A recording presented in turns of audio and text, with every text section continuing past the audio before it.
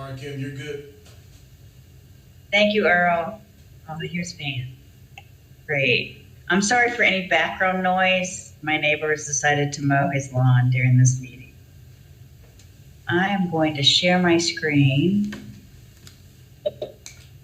And I just kind of have an introductory PowerPoint to go through, and then I want to be able to open it up to discussion between co-chairs. Since this is our meeting prior to the August subcommittee meetings, I just want to give an opportunity for you to ask any questions, collaborate in any way as we start planning for those next meetings. And before those meetings happen, several of them are happening next week. And then I think licensure is the week after. So my first part of the meeting is talking about what work remains for each of the subcommittees. And I've talked about this with Dr. Dempsey and Dr. Miller as chair and chair-elect of PEPSC, and collaborated with them on areas of need prior to the ending of the August meetings for each of the subcommittees.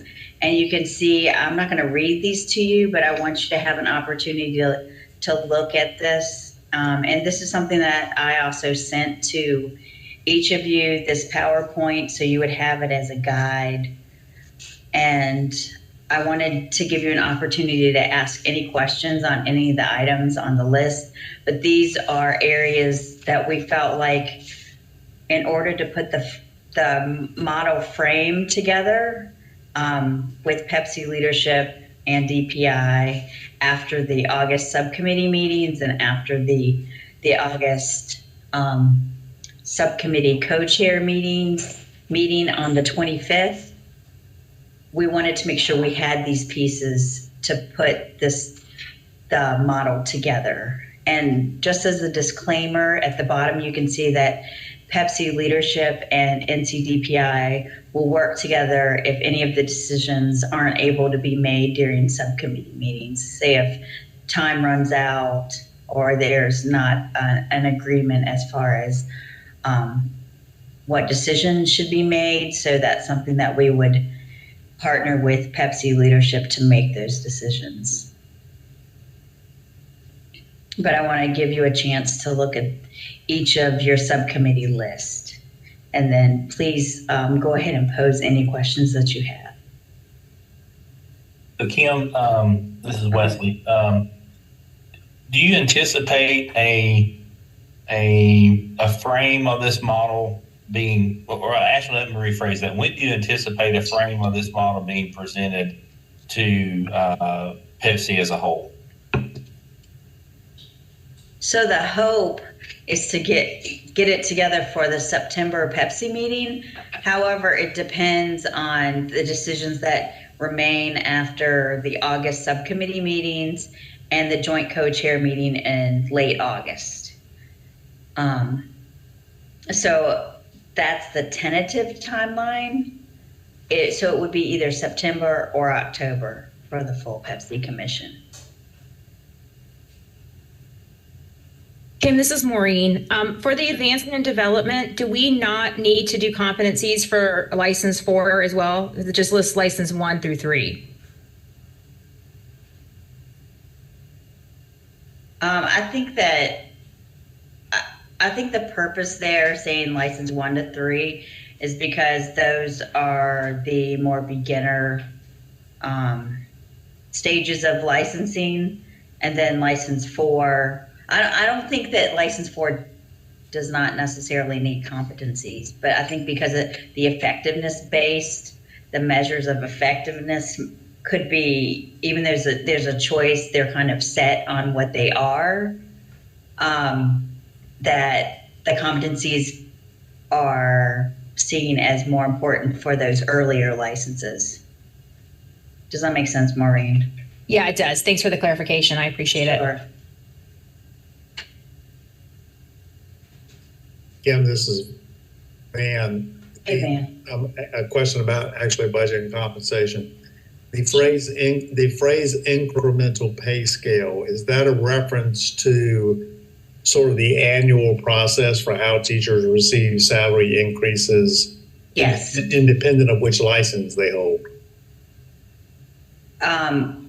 What Budget and Compensation has been working on is much more license 4 and the incremental pay scale for license 4. Okay. Right. Not the salary that's attached to the different licenses. This is about not the base salary. No. Yeah, right.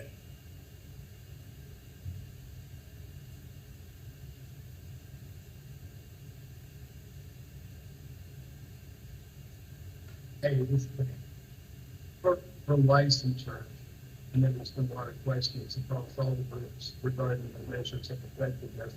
Have there been any specific measures discussed? I see 1 to 2 quantitative and 1 qualitative.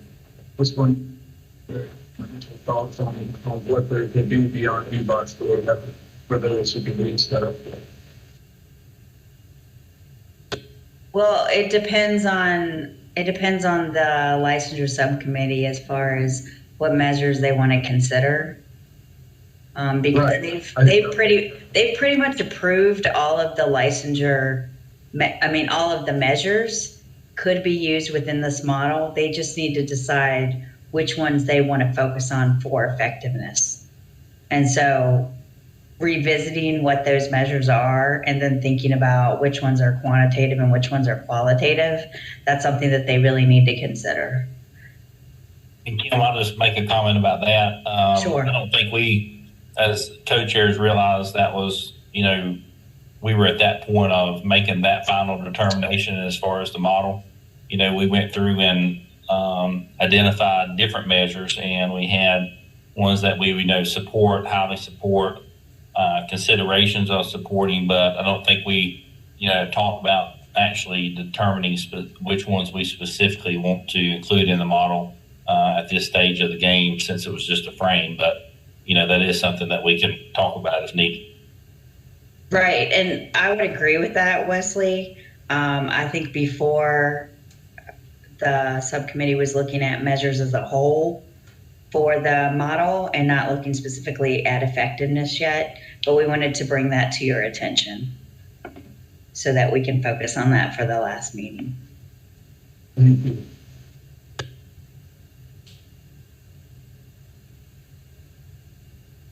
Does anyone have anything to add for their subcommittee or another subcommittee, or have any questions on any of these? Any other questions? Kim, I think, and I ask Hank to correct my memory, I think in our list of bullets there, we've had several conversations about making sure this, for prep and entry, it sits on the in-task standards and in-task progression. But we sometimes don't end up literally writing that into the text. And I think, Hank, we probably need to make sure that's written in. I agree. Well, and I would say also that advancement and development, that they've supported you in that effort, just separately in their own subcommittee. So in-task has been discussion. Actually, also licensure has discussed that as well. Right. So we need to, you're right, Van, we need to go ahead and put that as a recommendation in there.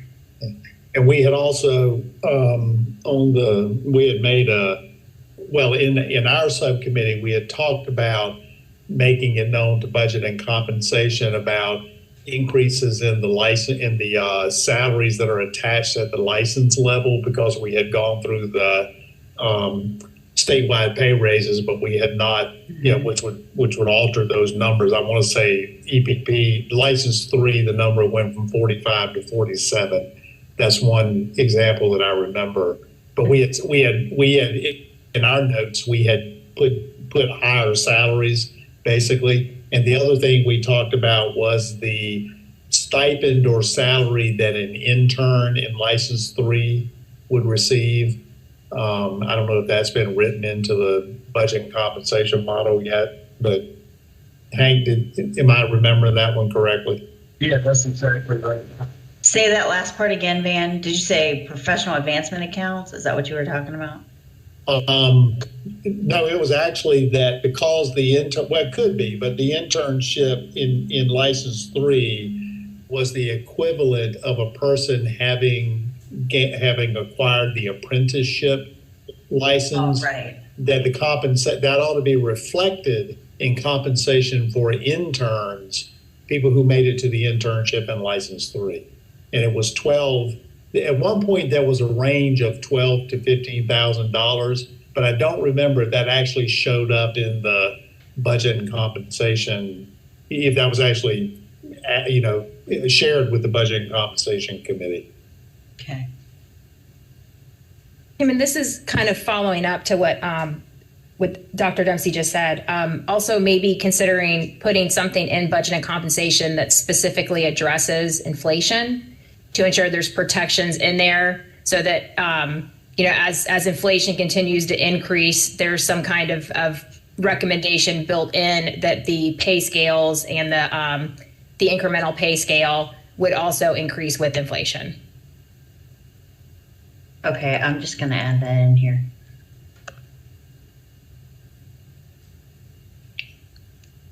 Okay.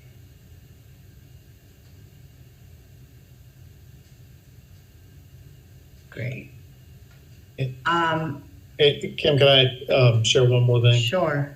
When our subcommittee prep and entry met the last time, we were talking about this question on the table in much of the feedback about the role that student outcomes would play in this, and the language that we arrived at, I think, was to use the phrase student impact, because that's already tied to performance assessments like EdTPA and PPAP.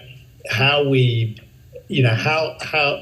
think there's assumption that it's all going to be based on test scores, and that is sort of an undefined entity. Right.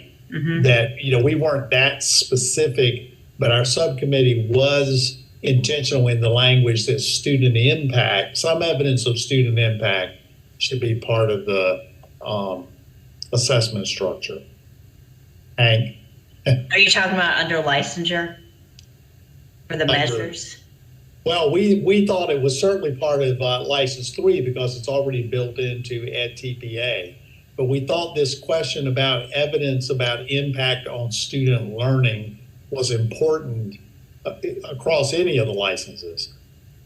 And the key thing I wanted to say was we use the language student impact because that's language we already use. Hank, I'm doing all this from memory.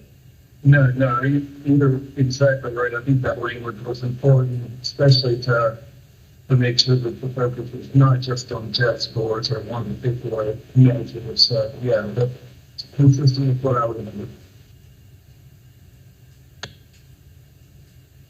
So if we can always come back to this slide, but I want to go through in a little more detail what's been happening during the July meetings so that co-chairs can bring out any questions or thoughts across subcommittees and give you guys an opportunity to discuss anything in an open forum. I know some of you have reached out and let me know that that's something that you're interested in. So let me go into the July review. I started with budget and compensation, and they have been talking about the incremental pay scale that Van was clarifying about, starting with license 4, and then talking about whether they should increase the amount of professional advancement accounts. And that's what was happening during the July meetings.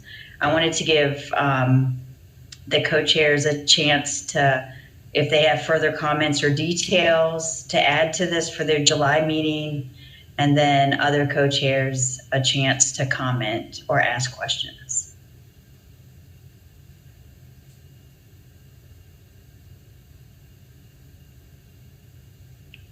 Yeah, not much more to add from my vantage point. I think the major takeaway from our meeting in July is we wanted to ensure that we had some dedicated time carved out to really work on the compensation framework. We've kind of been working on it as a whole group, when we met. So we wanted to make sure that there was a small working group that could really dedicate some time to, analyzing the issues and kind of thinking it through. So that was the major takeaway coming out of that conversation. And in our August meeting, we'll spend some time talking about the outcome of that effort. And Dr. Fleming, are you good, Dr. Fleming, if you wanted to add anything? Yeah, thank you. Sorry, I was had some audio and mic issues there. I didn't hear all of what Dr. Graham said, but we are looking at carving out on license 4, having annual incremental pay increases. I know that's been a large conversation among all of our stakeholders on what are we going to do. Are we only going to have raises at certain points? One of those ideas was only at the time of renewal, license renewal, but we are looking at annual increases, and we hope to bring something to our subcommittee on that. Of course, we have our professional advancement accounts, and also we will talk about some special situations like out-of-state teachers, where they would fall, CTE teachers, or really any teacher that would come in, what we used to know as lateral entry or residency teachers, where would they fall? And so we do have a few more tasks to complete before we are finished. Any questions from other co-chairs?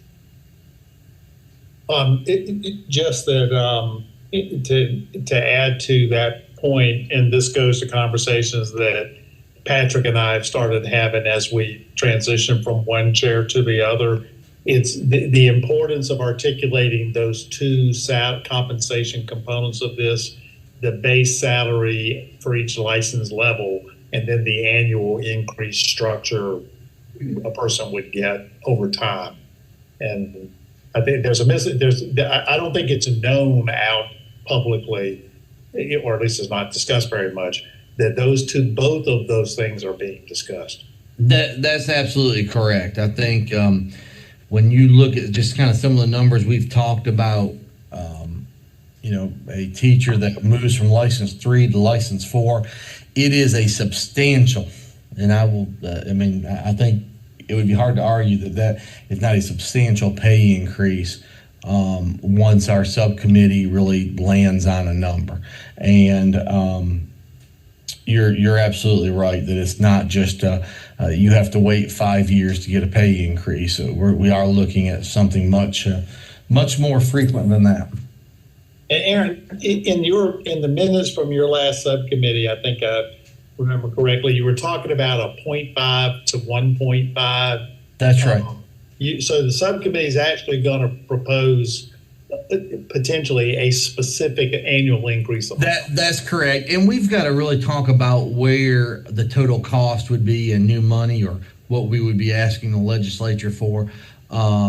You'd like it to be a 2%, 3%, whatever the number is, but every time you do that, that increases the total amount of new money. And so we're trying to figure out what is a lofty goal, but not one that is, just so far away it would be nearly impossible to happen. But yes, I'm hoping it would be a set percentage all the way through the scale. This is Maureen. Has there been any discussion of as this is implemented, how teachers who are currently licensed as a CLP or SP2, what used to be the SP2, fully licensed teachers, how they will be compensated? So like if you are, let's say a 15-year teacher, has there been any discussion of what will be the amount of money you'll be paid beyond the base pay to acknowledge those 15 years that you have in the classroom? We've had some conversation. I don't know if Dr. Evans wants to dig farther in answering that, but I know we are going to have some hold harmless provisions, and there would have to be some type of crosswalk that would show, kind of this is where you fall. But at minimum, there's always going to be a hold harmless, which was a part of our subcommittee of making sure that everyone's at least where they're at. But I suspect that it will be much higher than that once we get all this ironed out. Is that inaccurate to Dr. Graham and Dr. Evans? I don't know if I sounds right. articulated that well. That's on the, that's right, and that's on the agenda for the next meeting. Anything else for budget and compensation? Okay, so I'll move to prep and entry. There were breakout sessions, and each of the groups was assigned a particular license to go through and look at the pieces that they would want to change or how they would want to change it. And depending on, because they looked at each of these licenses from the month before, they went back through and really refined their language. And they found that the apprentice license was good to go. And then from license 1 to license 3, you can see what areas they thought should be changed or tweaked or made more specific requirement-wise for that particular license. And so Dr. Dempsey and Dr. Weddington, if you have any further details or comments that you want to point out, please do so.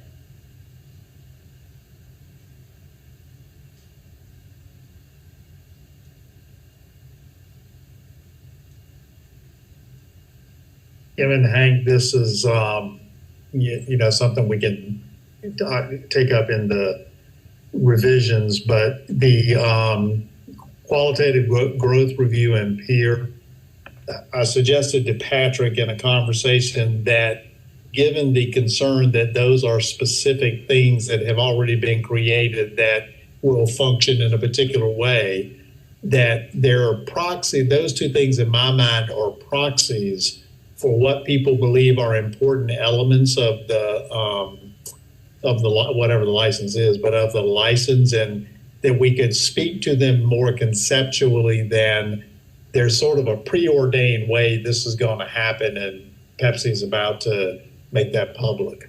Because I don't think there's a preordained way these things are going to happen.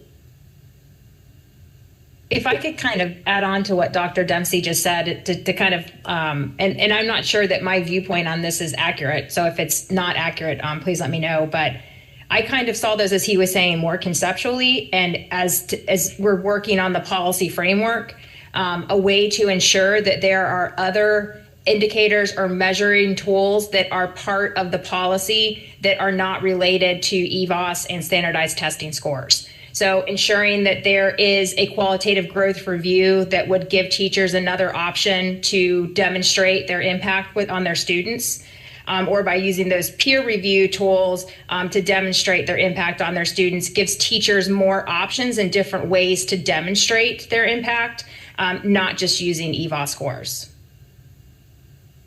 Right. Thanks, Mel. The only other thing I would say, and I think we've made it clear before, but Van, correct me if I left the meeting early last time, but in license 1, our idea there that makes it different from license 2 at all, besides new competencies, is that they would not need a teacher of record at that point. That's still consistent, Van? Yeah, license 1 Right. would not be, and license 2 would be transitioning into being a teacher of record, but there would still be that mentor relationship.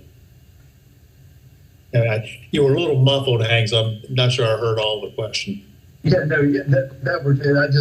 I just noted that license 2 has teacher of record there. I was going to make sure license 1 was still recognized, as we are not recommending that that's a teacher of record, and that's the one big difference there. Because I saw on other subcommittees that there were some questions about whether there should be a 1 and a 2, or whether there should be combined into 1. That's kind of what separates those two, apart from the competencies that they are demonstrating during those times. Right. And Van, this is Wesley.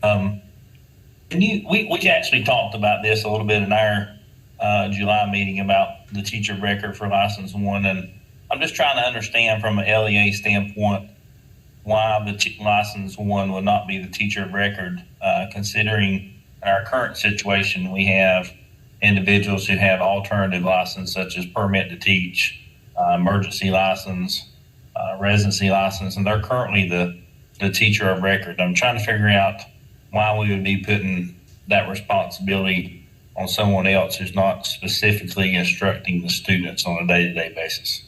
Just trying to wrap my mind around that. If you could maybe give me a little bit more feedback.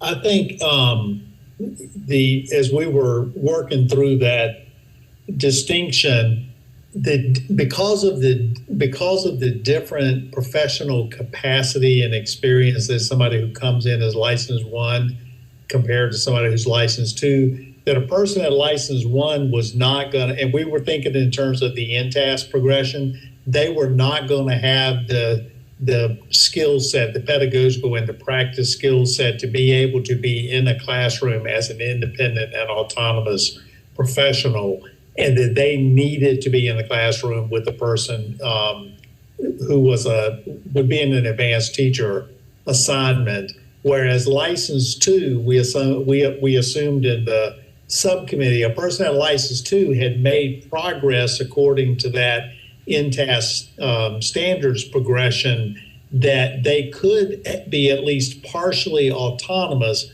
but they were still going to have that relationship with the advanced teacher. So it was about progression in levels of autonomy given the capacity and the experience that the person brought in. License one wasn't going to be where license two was, and license two wasn't going to be where license three was.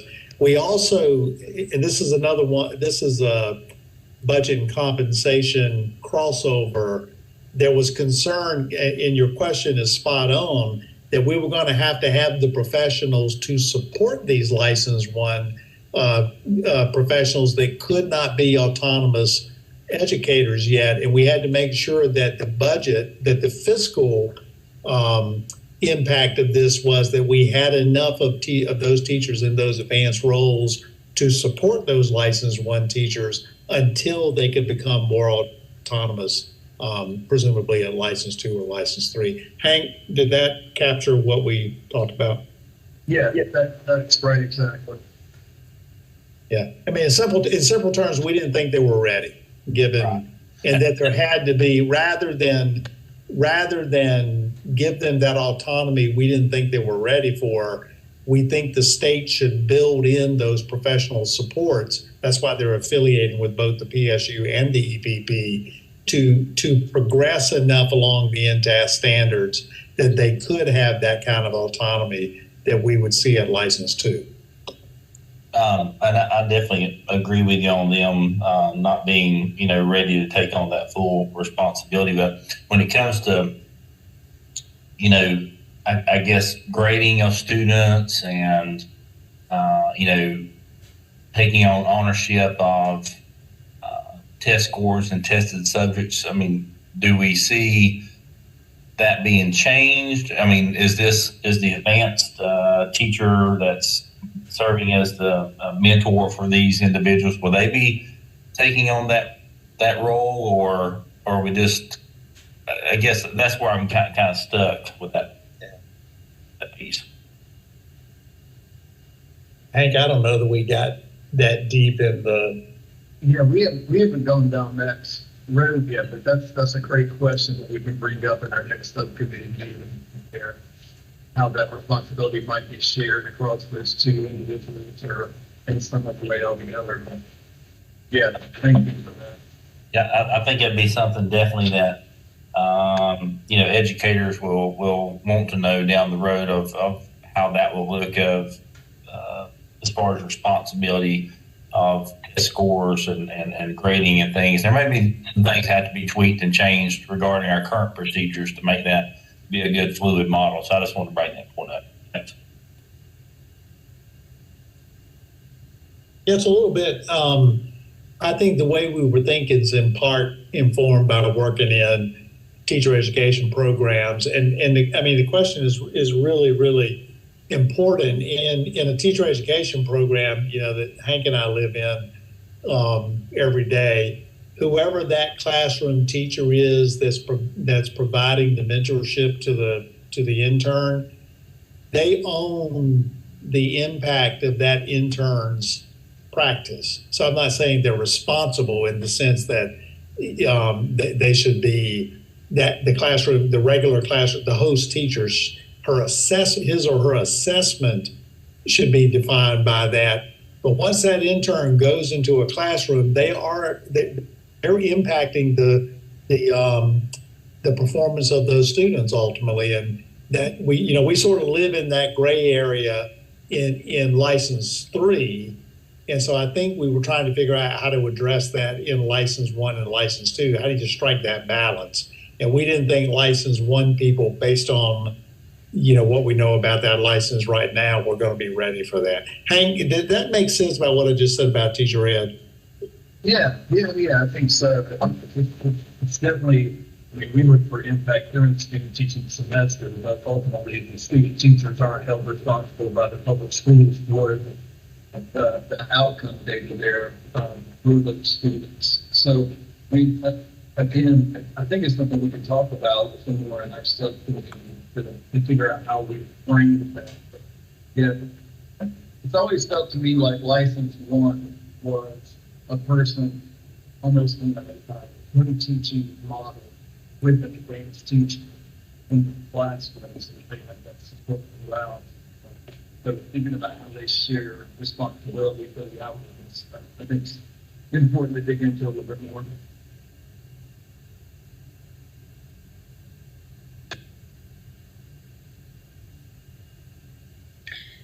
Any other comments for preparation and entry? Yeah, I want to put all these people on our subcommittee. Can we do that? It could be all the subcommittees at once. Next, we have licensure. They focused on combining licenses 1 and 2, and they decided to keep them separate. That was a recommendation or a thought that came from advancement and development to simplify the model. However, licensure thought that the stair-step licenses for support from license 1 to license 2 and going from apprentice license to license 1 was needed in order to get to license 2, and then ultimately license 3 and license 4, that type of support was needed for those beginning licenses. And then the duration of licenses 1 and 2, that is in process. There was different debates that went with that, and Dr. Wood could talk to that if he would like. And then thinking about the renewal requirements for license 4, they discussed to keep the CEU system. They thought that that was a good option. Dr. Wood, would you like to add anything? I'll just make a few comments. We spent most of our meeting, I would say a good portion of it, talking about the duration of license 1 and license 2 and how many years should a person be allowed to move to the next level. There was different viewpoints, some viewpoints where, if a person doesn't meet the criteria, hey, they're done and they can't move to the next area. But we also talked about, if the support's there and LEAs are doing what they need to be doing, then, there needs to be maybe a length of time that a person has that they can stay in both licenses together, kind of like the model is now where it says they have 5 years, to stay in license 1 through 3. We're trying to identify how many years to recommend that a person has before they move to license 3.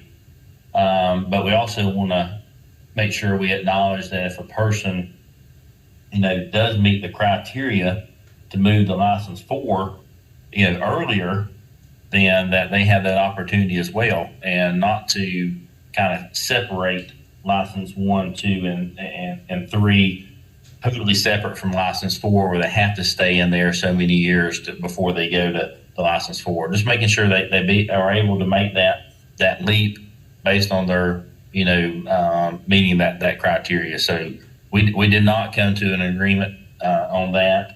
We ran out of time, and that will be really one of our big focus areas this upcoming meeting. As far as CEUs, we just felt like that we did not have a reason right now, based on what we know about the framework of the model, to change anything. But at any point the model indicates such, then I think we could come back and revisit that.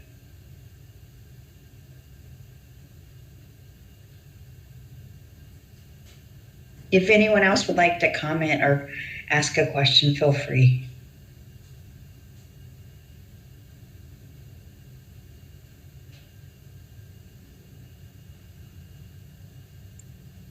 And then lastly is advancement and development.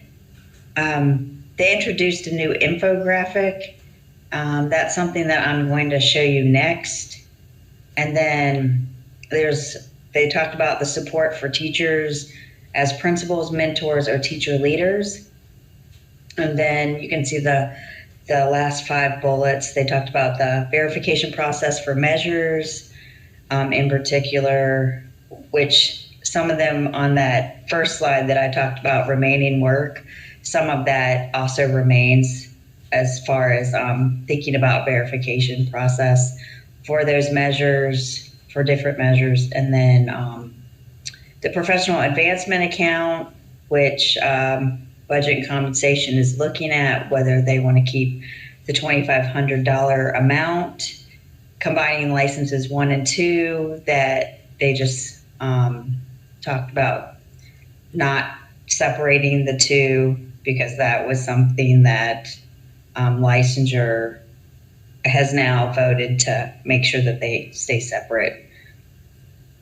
The special category licenses for retirees, and then thinking about implementation, recommending a pilot when implementation becomes a step to take, or a step to plan for, something to plan for. Maureen, would you like to add anything, or Mike? I think I saw Dr. Marr as well. Yeah, I didn't really have anything to add, but if anybody wanted clarification on anything we did talk about, I'm happy to provide that.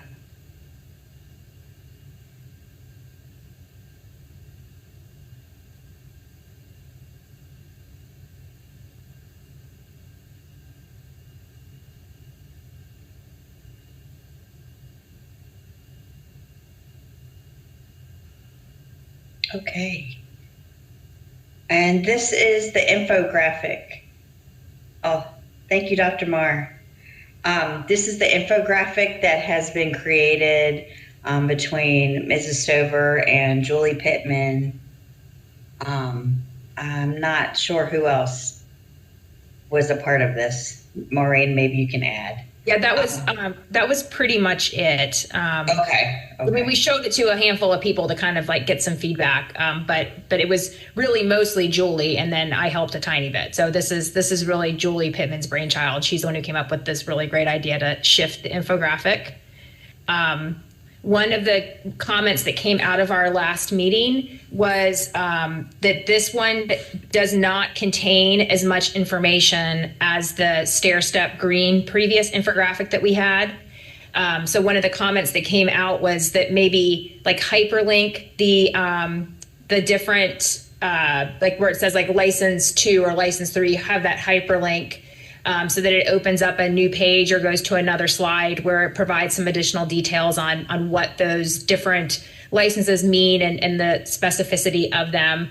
But one of the reasons why we thought that this would be a good change, and this came out of the feedback sessions that Julie hosted in the regions and has continued to do as schools ask her to come and do feedback sessions, was that it appeared in the original infographic that the expectation is you would get to license 4, and then you would then be expected to go into one of the license 4 plus positions. And really those positions are there to support teachers and are an option for teachers to go into an advanced credentialed position, but not an expectation that teachers would be moving from license 4 into those credentialed positions. And so we move those to the bottom of the slide to demonstrate that those are going to be support positions that would be supporting all teachers from pre-service through the professional level teacher. to help them identify spaces and places in their teaching practice where they have areas where they can improve so they can better meet the needs of the students in their classrooms. Another thing we did was change the size. So if you look back on the stair step one, you can actually see that the rectangle for the license 4 is significantly larger than the rectangles for the other license levels. But I think that there were still a lot of people who weren't understanding or weren't connecting that meant that we would expect the majority of teachers to fall into that license 4 professional teacher, just as right now the majority of teachers fall into the continuing licensed practitioner professional teacher license. And so the majority of teachers would be licensed 4 teachers that would be fully licensed, like essentially what the CLP licensed teachers are now. And then we'd have fewer teachers that would fall into those newly created advanced credentialed positions. Another really important thing, we included the arrows only moving forward because there's a lot of concern from the feedback we've received from the field that teachers would move backward. So if you are a licensed 4 teacher, there was concern that you would be bumped backward to a licensed 3 teacher, and that will not happen. There will not be any movement backward on the licensure level. So once you are a licensed 4 teacher, you are a licensed 4 teacher. You wouldn't move backward. And so we wanted to make sure we added those arrows on there to kind of really help clarify that this is only an upward mobility model, that there would not be anybody who would be moving backward. So I think that kind of overviews most of what we did. Oh, the other thing we've done as well is updated the colors to the DPI color scheme. That's kind of that like purplish blues kind of color palette, just so it kind of goes with all the other things that come out of DPI, so that it matches the other products that are produced by DPI. So and we also changed the circles to look like people, so it's kind of like a head and shoulders kind of looking thing, just to kind of indicate that those would be people and teachers who'd be filling those positions. Did anybody have any questions about the infographic or any suggestions for improvement? Maureen, can you send me the updated version? I can. Thank you.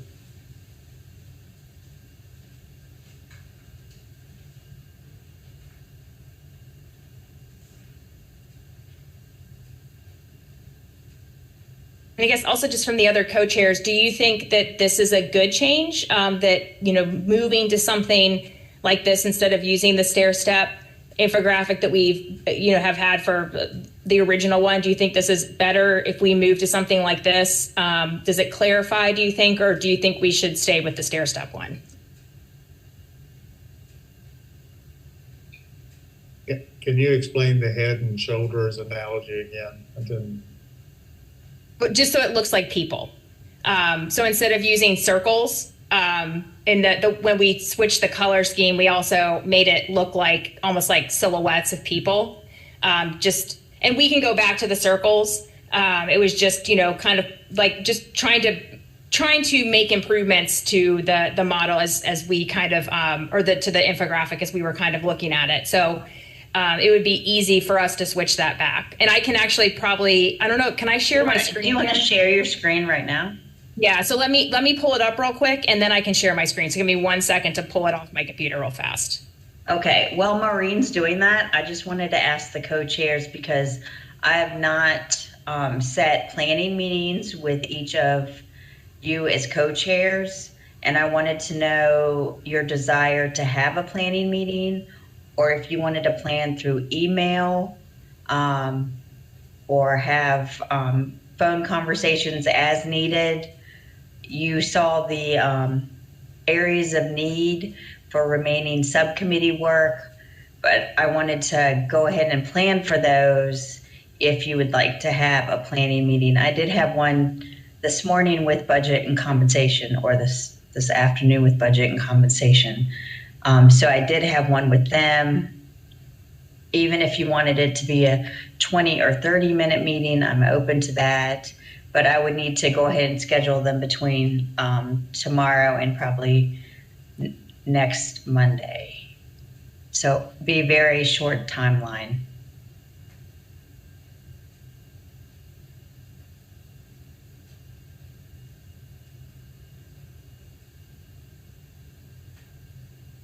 Okay, so I just shared the updated infographic. So there you can see where the color scheme changed, and then we also made it look like people as opposed to just being circles. We also changed the size of the license 4 to like really emphasize that that's where the majority of teachers will fall. Maureen, can you do a full screen?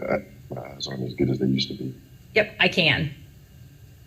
I am wearing my reading glasses, so I completely understand. At least I think I can do, hang on.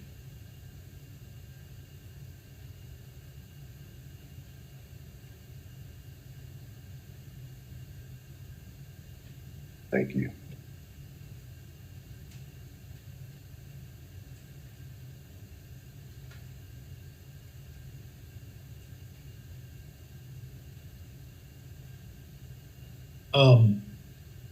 Maureen, I'm going to share a thought, but I don't have a recommendation what to do about it. In the license 4 cell that has professional teacher, but the word professional does not appear in the 1, 2, and 3 cell. It might suggest for some that if you're in 1, 2, and 3, you're not a professional. And the only thing I can think of to make it different is if it's initial professional identity or initial professional licensure and then career licensure or something like that. I definitely see where that could cause some confusion. The reason why we put that professional teacher there came out of the discussions that were in licensure a couple of months ago, where they switched. Previously, that teacher in license 4 is referred to as an expert teacher, and licensure a couple of months ago changed that phrasing to professional teacher instead, and that's why we put that there. But I can definitely see where that could be confusing. So maybe I do like the idea maybe of changing it from early career options to maybe initial professional teacher and then professional teacher. I think that would work well, or early profession teacher maybe and then professional teacher. We could definitely look at how to incorporate that word professional at both the license 1, 2, 3 and license 4 levels. I think that's a really good idea. Thanks for that feedback.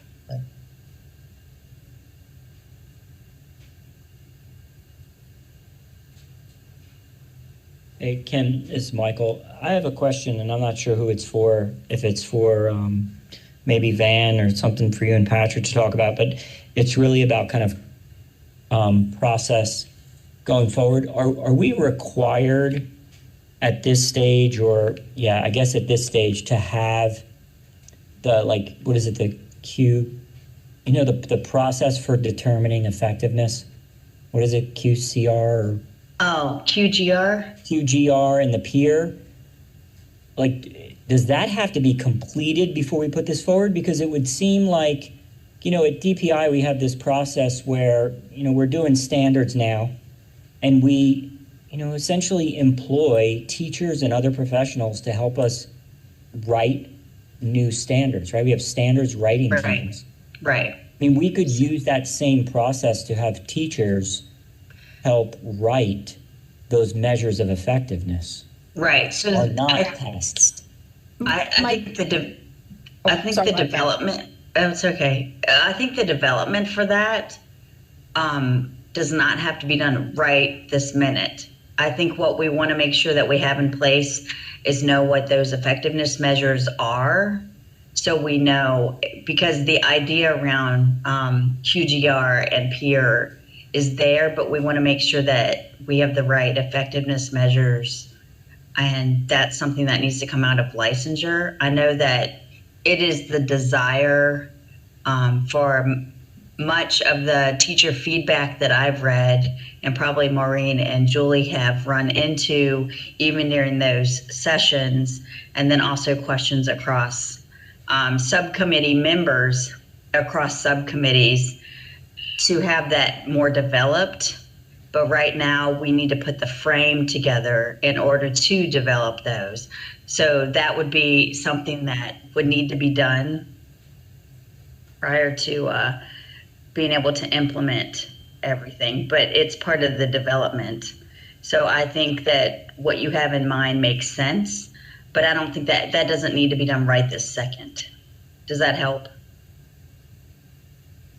Yeah, and Yeah. Mike, Yeah. part of the reason, if you look back at that slide that Kim showed, like for our kind of overview of our July meeting, one of the things that we did discuss was running the pilot programs, and those pilots specifically would be for the qualitative growth review and the peer, and including teachers at every step of that development. So working with teachers to find out what do you use, or what ideas do you have, or how can we use what you're doing in your classroom to demonstrate the impact you have on your students, and including teachers in the development, including teachers in the testing to make sure those tools actually work well for them and for their kids.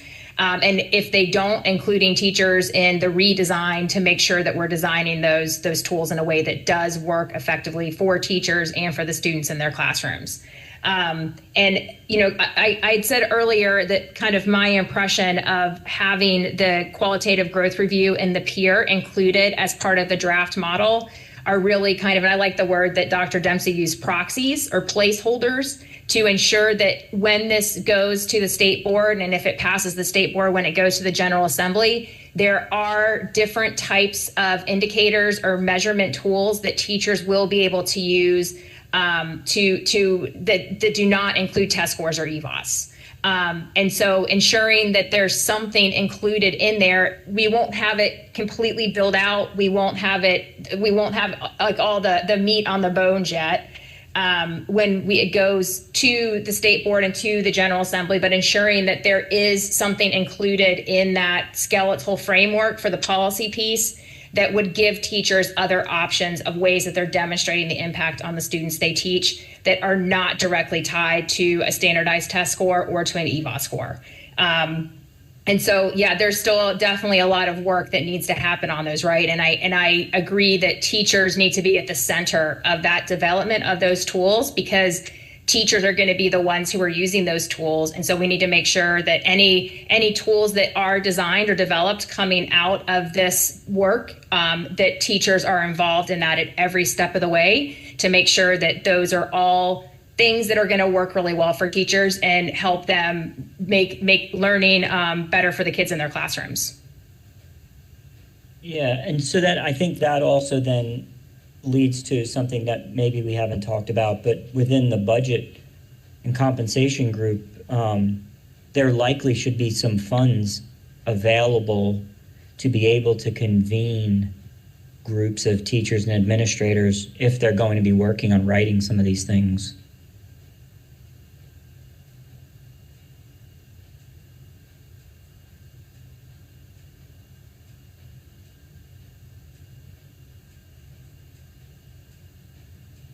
Yeah, Michael, I think that's a really good suggestion. Can someone tell me what PEER stands for, the acronym? It's the Practical Educator Evaluation Review. And its purpose is to do what? Its purpose is to have a different way to measure. So it would be like the level 4 advanced credential teachers could do evaluations. And one of the recommendations we made as well is that that not take the place of the principal evaluations that are required in statute, but it would be supplemental to help teachers identify places in their teaching practice where they have room for improvement, and then have a partner and support from that advanced credential teacher to help them not only identify those places where they have room for improvement, but also then to provide them with the support, either co-teaching, model teaching, pulling resources, different things that advanced credential teacher could do to help support that teacher and using that feedback in a way that improves their practice. That could also be the student surveys would come in there. And again, the student surveys are not a popularity question, and they are also not something that's based on the teacher's personality.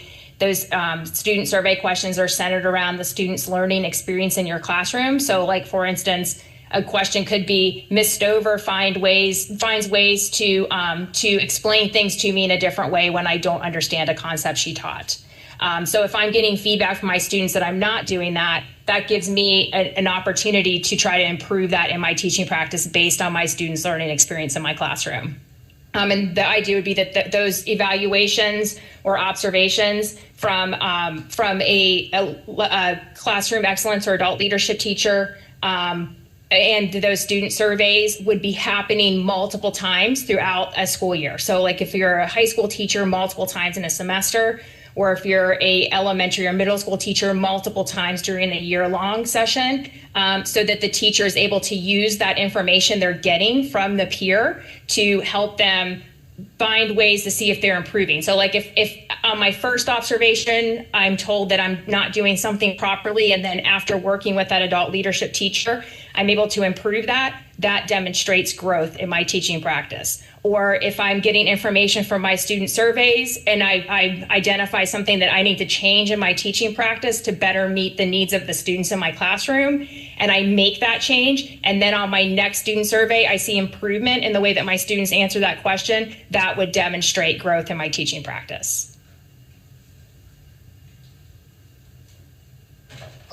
Thanks. I'm going to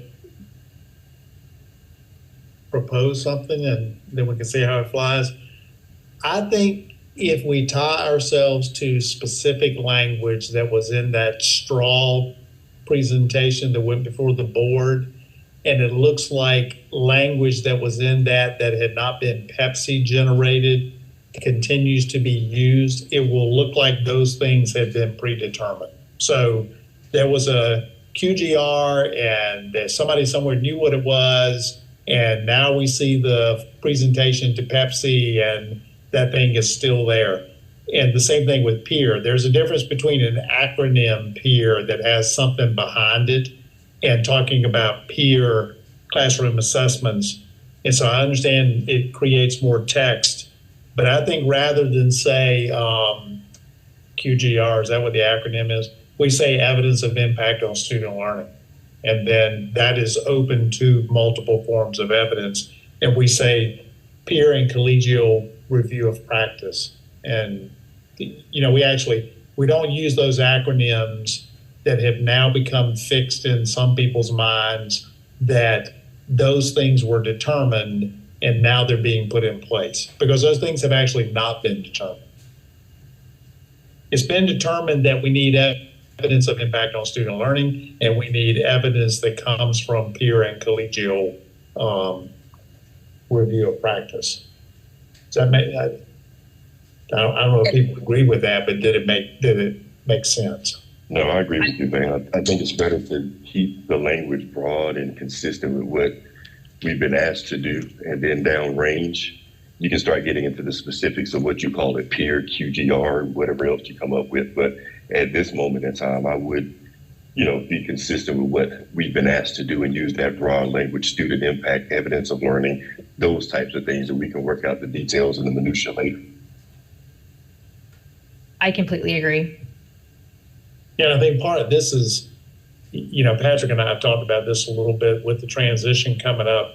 If I were to be asked in an interview now, where did qualitative growth review and peer come from? The only answer I have is it was in that presentation, but I don't literally know where it came from. And so that leaves open to all kinds of conjecture. It came from SREB. It came from the Human Capital Roundtable. It came from, but what it didn't come from is this group's work and deliberation. And I think we need to plant it there as much as possible. So it sounds like, without it turning into too many words to fit in a PowerPoint, if we can describe the intent versus use the acronyms. So thank you. I appreciate that. I made that note for that change. Okay. And actually, Van, that's actually really helpful. I like the last, that describing our intent, I think, is the important piece here. Because I agree, there seems to be too much of this conjecture about decisions have been made or what this group is or is not trying to do. But I think that when it comes to the actual development of the piece, we need some different people in the room helping us think through or actually maybe doing the writing around what those reviews actually look like? What kinds of evidence get included, that kind of thing?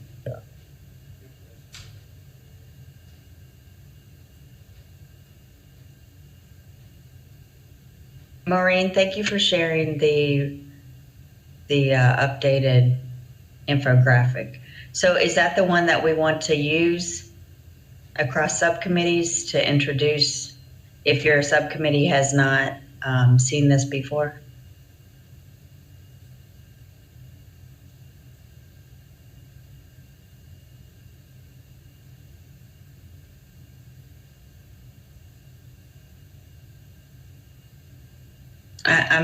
I'm thinking that the silence is a yes. So Maureen, if you could send that to me, I'll just make sure that I add it to PowerPoints for the August meetings. Yep, no problem. I'll send it to you right now. Great. And then I just wanted to make sure. Hey, I'm sorry, Kim, I didn't answer fast enough. Oh, that's okay. Can you go back to that slide? Hold on, Maureen will have to share again. Yeah. I'm sorry, Maureen. Yeah, sorry, I'm bringing it back up. I was getting ready to email it to Kim, and so let me just bring it back up real quick. I want to make sure an assumption that I have is correct. One does not become license 4 and then have the possibility of going back to license 1, 2, or 3. That is absolutely correct. And that's why we put the arrows all moving forward and there are no arrows moving backward. Right. But one could move into an advanced credential opportunity, what we used to call 5 and 6, and say do that for 5 years and go back to license 4. So that's my understanding of the way it could work. And that's right. And that's why we did not include an arrow going from license 4 to the advanced credentialed positions. But I also think that has not been clearly stated anywhere. And so that's probably still open to interpretation, or if there's people who think that shouldn't happen, that's still open for discussion. But my understanding is that if you become a classroom excellence teacher, or if you become an adult leadership teacher, and if for any reason you did not want to continue with the additional responsibility or the additional work that you'd be doing in that role, that you would have the option to move back to a license 4 teacher as a classroom teacher. Right. Yes, and I appreciate that. And also because this has come up in some of the questions and interviews where I've been involved. If a person is licensed 4 and they have their salary, they go to advanced teacher classroom excellence. That has a different salary. They do that for 5 years and they decide, I want to get back into my primary work being classroom teaching, and they go back to license 4. There is a salary difference that occurs once you get into the relationship between license 4 and the 2 advanced roles. There are salary differences that occur in both directions. So, or maybe I should ask that as a question. If you're licensed 4 and you become classroom excellence, do you keep that salary for the rest of your career, or is the base tied to the license? So my understanding, again, this is also a question for budget and compensation. But I've had that same question come up pretty frequently during interviews and when people are asking me questions. And the way that I have explained it is the same way that would happen with an assistant principal position now. So there are people that are assistant principals that decide for a multitude of reasons that they no longer want to be an assistant principal and they will move back into a classroom teacher position. And when they do that, there's usually a pay cut going from an administrator position back to a classroom teacher position. And so they make that decision to take the pay cut to move back to the teaching position. So that's my understanding on how it would work, because in the classroom excellence position and the adult leadership position, part of the reason why you are getting so it's a 10%, at least it was, and I'm not sure if this is still kind of how we're looking at it, but it was a 10% salary increase to move into the classroom excellence position, and a 20% increase from the license 4 salary to move into the adult leadership position. And those pay increases were based on the responsibility and the additional tasks that you would be completing in those positions. So if you are no longer in that position, if you've chosen to go back to a different job, then I think that the salary would be with each one of those licenses, right? So like license 4 teacher with the responsibilities and roles that teacher would have, you would be paid on the license 4 salary. But again, that's also a budget and compensation question. And so if they want to weigh in to kind of provide some insight on that. But my understanding was that your salary would be based on you being in that position and filling that role. And if you chose to move to a different position and fill that role, then your salary would change. Just like if I was in an adult leadership position and then decided to be a principal, that my salary would change based on me moving into a different role.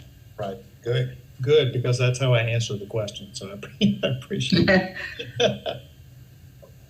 Nothing more to add. Maureen nailed it. Those are optional roles. You elect to step into those roles, and in doing so, compensation comes with it. And if you elect to step out of it, then the compensation goes away. You can hold the license and not have the position, but if you don't hold the position, then you wouldn't get paid for that position. Is the idea that you could stay in one of these advanced teacher roles for the remainder of your career? Is there a time limit, or is there a performance expectation that would keep you in that role? And part of the reason I'm asking is, we know there's going to be a limited number of these roles available in the state. And if it's not time limited, which is fine, and I just wonder how we're able to give everybody an equal chance, that assuming some of those roles are time.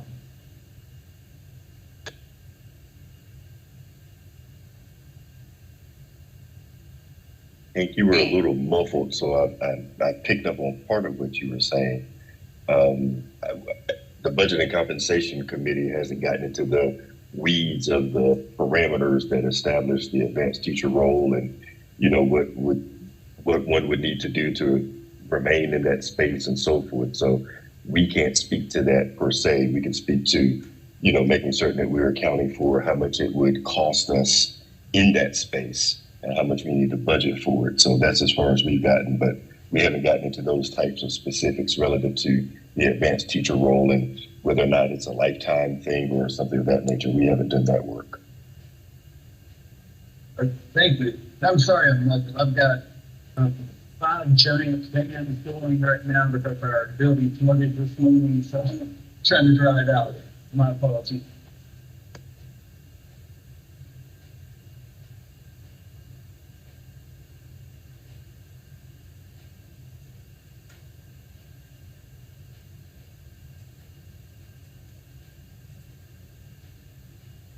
Any other questions or comments?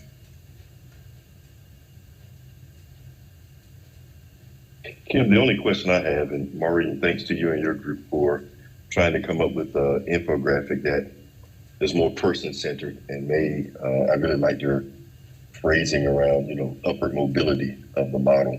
I guess my only question is, this is always hard to answer, would introducing a new infographic at this point become more confusing at a time when people are already confused?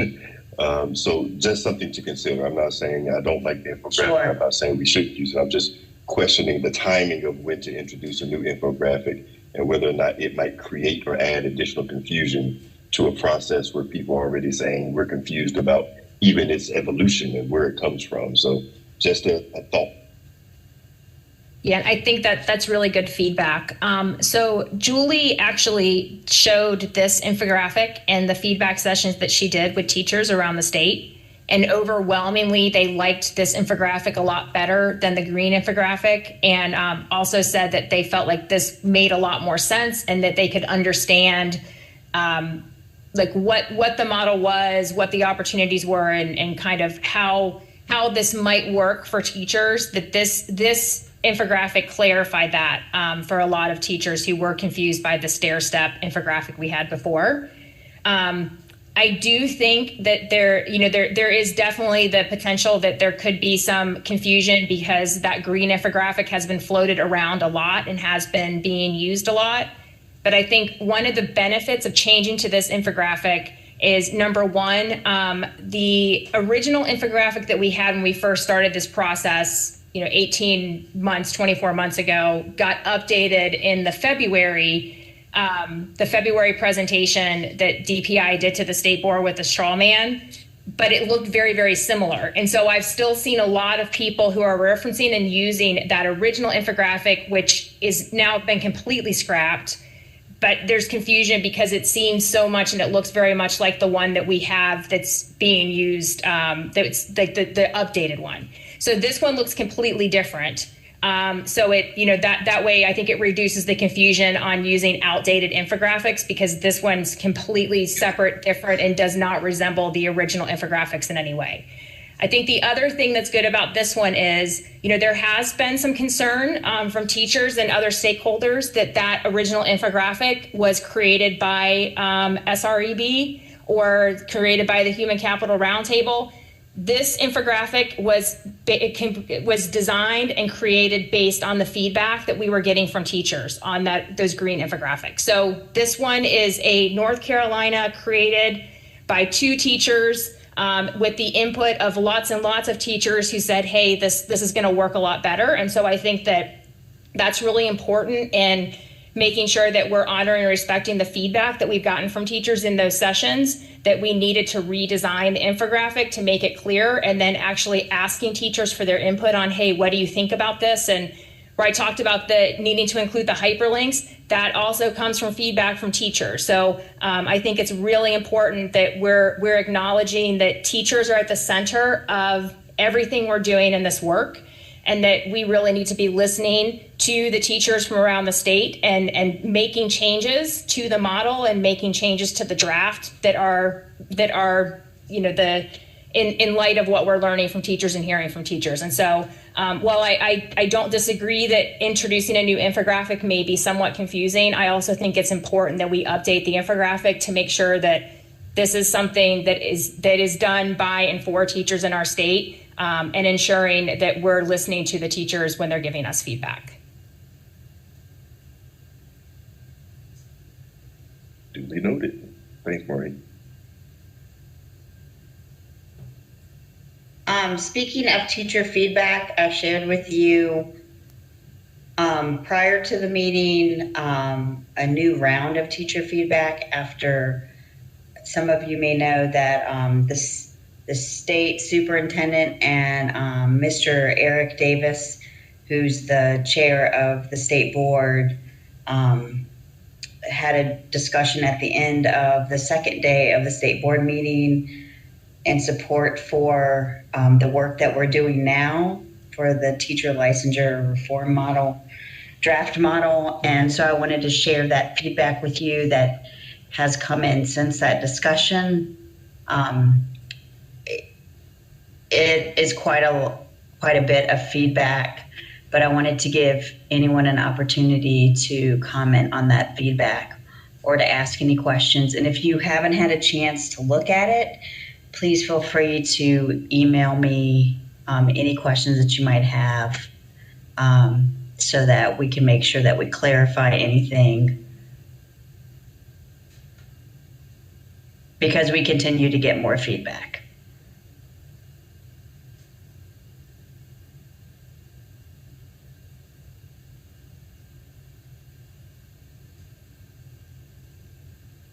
Okay, we have about 13 minutes left, and I wanted to spend the rest of the time giving you an opportunity to think about what you want to do for your August meetings. I know that I had provided a graphic with remaining subcommittee work. I'm assuming that each of the subcommittees would want this to be delivered whole group. However, I want to give everyone an opportunity to think about if they want to have a planning meeting with myself, or if they want to discuss anything right now, or email me any suggestions. I know that August is a busy month because school is restarting, and also EPPs are getting ready for their new year as well.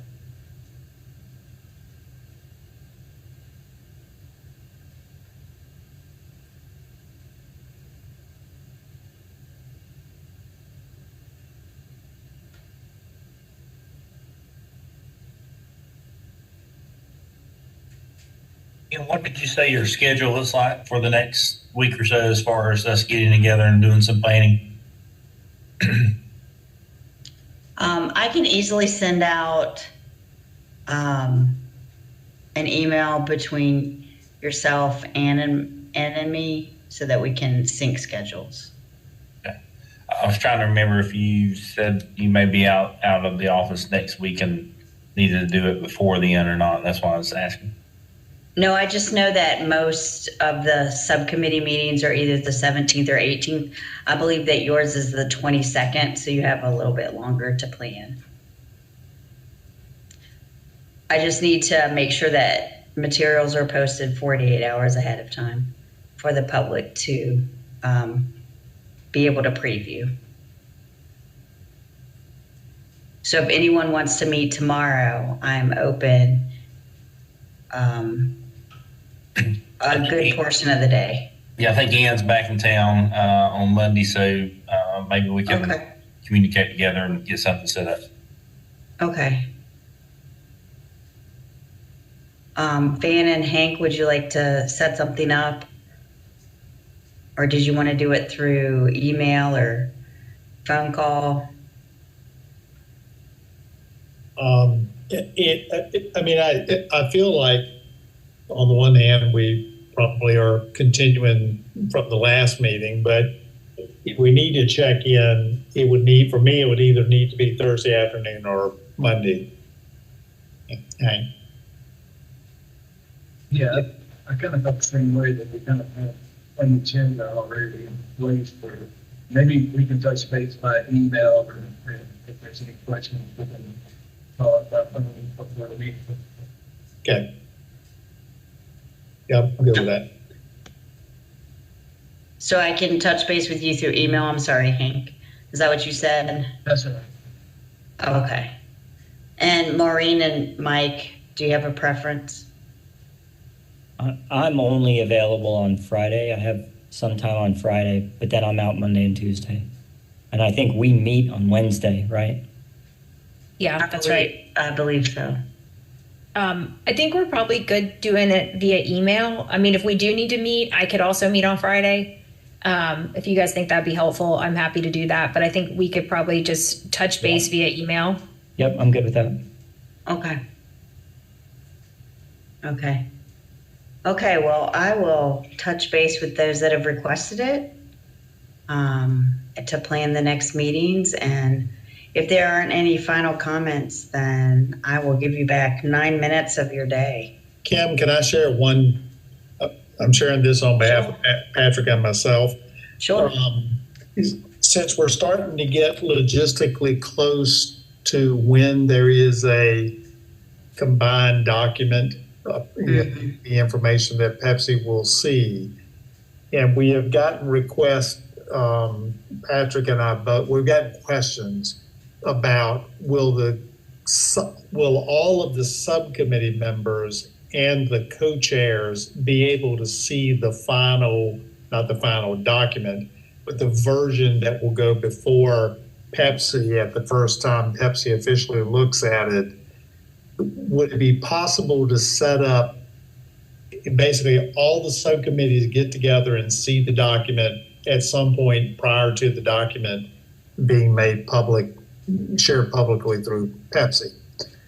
And we've been trying to figure out the logistics of that given the timeline, coupled with any time we have just the people who are co-chairs in a meeting together, it's a PEPSC meeting. So doesn't matter what the intent of the meeting is. It's a Pepsi meeting. And so because some concerns have been raised by different stakeholders about the degree to which we've been transparent in this process, that the actual strategy we have, the best strategy we have for transparency is to live within the structure of PEPSC meetings versus side meetings that happen outside a monthly meeting, such that we would share this. We would basically put on the agenda for the PEPSC meeting that at this point we're thinking would be September, showing the draft at a PEPSC meeting, asking subcommittee members to attend that meeting as part of the access people have to the meeting. And that would include, I can't remember the number of co-chairs, I guess all 8 of us are also on PEPSC. So they're members of PEPSC that are not co-chairs. But that we want to start doing this in the context of the formal PEPSC meetings because that is the most transparent way to do it. So are you saying for the PEPSC monthly meeting, which is once a month, usually the second Thursday of the month, that you would want to invite all the subcommittee members to that meeting? Well, certainly let them know when that meeting is and how to access the meeting. I would prefer if subcommittee members would listen to the live stream because they would be able to. Okay. Yeah, when I say present, I mean they're. Okay. Because I could share. I could definitely share after the meeting that link. But I can share that announcement with them prior to the meeting, right. So then they can see where the live stream is. Okay, I just want to make sure I understood properly, Van, because when I think of them joining the meeting, I think of them being in the webinar. Right. Yeah, and we're just trying. Patrick and I are trying to figure out the logistics of that. Number one, because how do we give people that kind of the ability to see the document that PEPSC sees? The second thing is the first meeting where we transition the first meeting where we do this is also the meeting where we transition from one chair to the other. And, from September becomes my first meeting. We're just trying to be, we're just trying to be as transparent as possible and be as publicly responsible as possible. Sure. And the PEPSC meeting seems to be the best way to do that. Sure. Van, can I ask a clarification question? So is the intent, I'm not sure if I'm following, is the intent for the subcommittee members to see the document before it reaches PEPSC so that they can weigh in on any input that they may have? Or what's the intent of the subcommittee members seeing the document? I guess I'm trying to figure out the sequential order and what the purpose is. Is to solve the problem of the logistics of we have the meetings we already have on the books for the subcommittees. And I think Kim, I think the co-chairs have one more meeting before the September on the 25th meeting. So we're going to be where we are at that meeting, Anthony, but we don't know if at that meeting all the I's will have been dotted and the T's will have been crossed in the final version. Rather than try to set up an additional meeting, we make the PEPSC September meeting an information only sharing of the document. So subcommittee people will still have a chance to give input and give feedback and work with their co-chairs. And then we'll get, I'm quite confident once that meeting happens for PEPSC, we're going to get feedback. Yes. It's just the logistics of how many more meetings could we squeeze in, including so we get the co-chair meeting already on the books, rather than try to schedule another one. Make sure everybody is tuned in for that September meeting, and we'll use that as an opportunity to solicit feedback, not action on the draft. Thanks. Gotcha. During the next co-chair meeting, we may be able to share an abbreviated version Okay. of the model depending on the decisions that are made and how quickly we can turn things around prior to that meeting. Yeah. But I don't want to make any promises. Right. Yeah. And what Patrick and we talked this morning is we wanted to be upfront early about the logistics of trying to figure out the sequence of how that version that goes before PEPSC becomes public. Right. So yeah, that has been a big question across subcommittees and a big concern. So yeah, and we're not trying. Patrick and I are not trying to limit access to it. We're trying to figure out the logistics of meetings. Right, and we also want to provide them with that information when it's complete, as possible, prior to them giving any feedback, because we want them to be able to understand as much as possible what's been changed and how it's been changed. And during that September PEPSC meeting, that would be discussion anyways.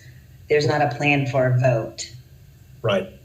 So they would be able to email PEPSC members and provide PEPSC co-chairs and provide feedback between September and October. Right. Well, I really appreciate everyone that joined today's co-chair meeting, and I will reach out to those who requested it for planning, and I'll see many of you next week for the August subcommittee meetings. Have a great rest of the week, and I'll see many of you tomorrow at the monthly PEPSC meeting at 9 a.m. Thanks, Kim. Thanks, everybody. Thanks, Kim. Thank you. Take care.